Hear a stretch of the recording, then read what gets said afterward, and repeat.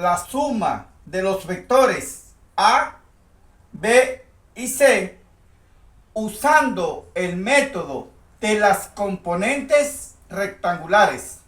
Para ello, descomponemos el vector A en sus dos componentes.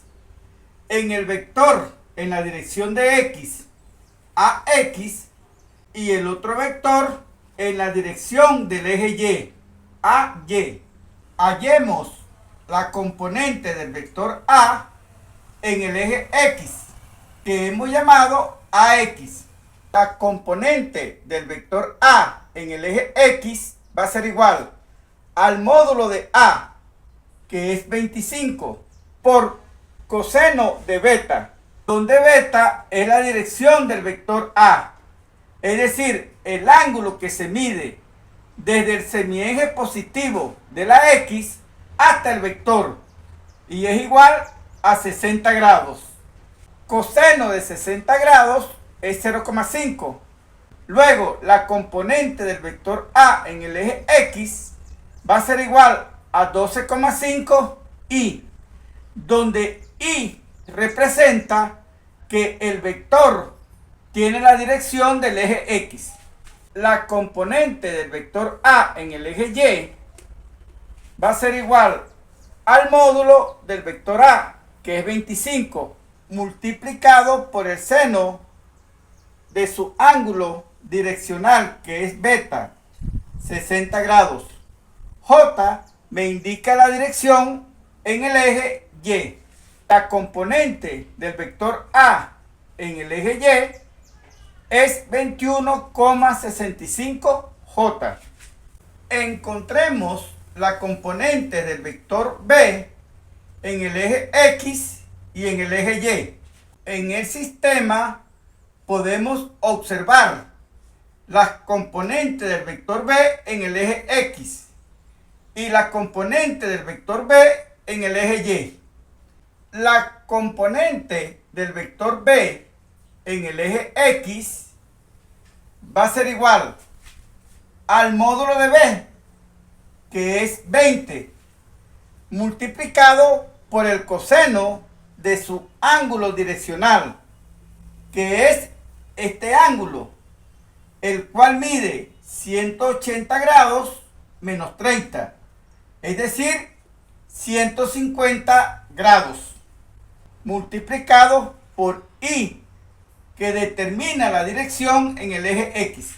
La componente del vector B en el eje X va a ser igual al vector menos 17,32 y la componente del vector B en el eje Y va a ser igual al módulo de B, que es 20, multiplicado por el seno de su ángulo direccional, que es 150 grados, por J, que nos señala la dirección del vector en el eje Y.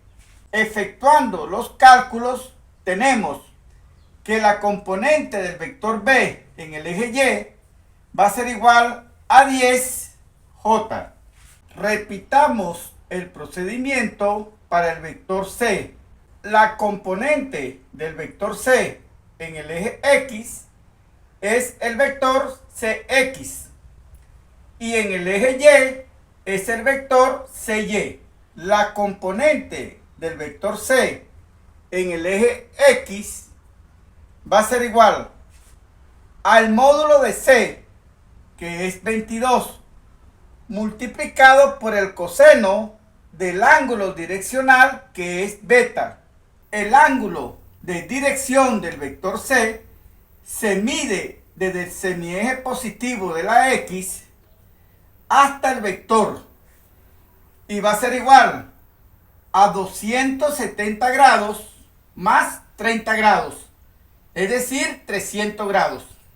La componente del vector C en el eje X va a ser igual a 22 por coseno de 300 grados. Resolviendo esta operación, tenemos la componente del vector C en el eje X va a ser igual a 11i. El seno de 300 grados es igual a menos 0,86 multiplicado por 22 nos da la componente de C en el eje Y, que es igual a menos 19J. Determinemos el vector resultante de las componentes en el eje X. Para ello encontramos la suma algebraica de los componentes en el eje X. AX es 12,5y, BX menos 17,32y y CX 11y. La suma algebraica de estos tres vectores va a ser igual a 6,18y, las cuales son 21,65J más 10J más menos 19J. Al efectuar la suma algebraica, el resultado es 12,65J. La resultante en el eje X y la resultante en el eje Y van a representar la resultante del vector suma en ambos ejes. La representación gráfica del vector resultante o el vector suma de A más B más C la tenemos acá.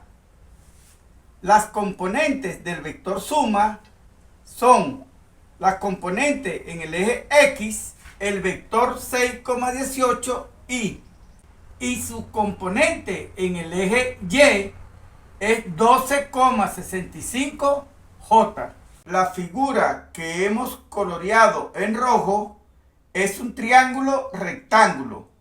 Para encontrar la medida o el módulo del vector resultante, determinamos el valor de la hipotenusa aplicando el teorema de Pitágoras, el cual es igual a la raíz cuadrada de la suma de los cuadrados de los catetos.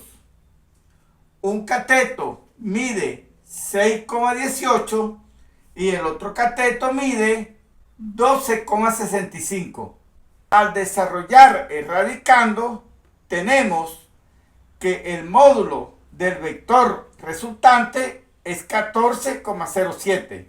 Para determinar la dirección del vector beta, aplicamos la tangente de beta, que va a ser igual a la medida del cateto opuesto, que es 12,65, dividido por el cateto adyacente, que es 6,18. Despejando el ángulo beta, tenemos que va a ser igual a la tangente a la menos 1 del cociente de esta división, que es 2,04. Utilizando la calculadora, observamos que la tangente a la menos 1 de 2,04 es aproximadamente 64 grados.